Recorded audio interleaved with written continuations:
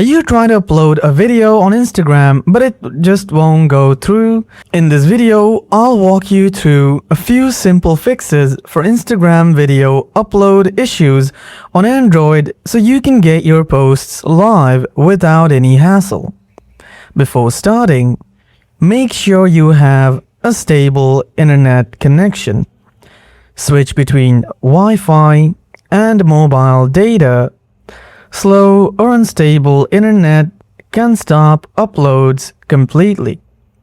Sometimes the issue is your video file. Make sure the video format is MP4. If needed, compress or trim the video before uploading. Solution 1. Check the high quality uploads setting. If your phone is trying to upload a high bitrate video while this setting is off, the compression might fail. Open Instagram on your device. Then go to your profile.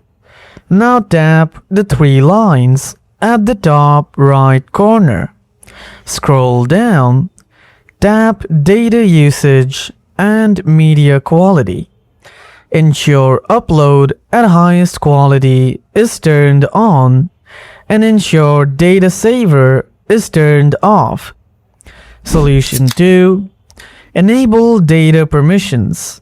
Go to Settings on your device and tap Apps.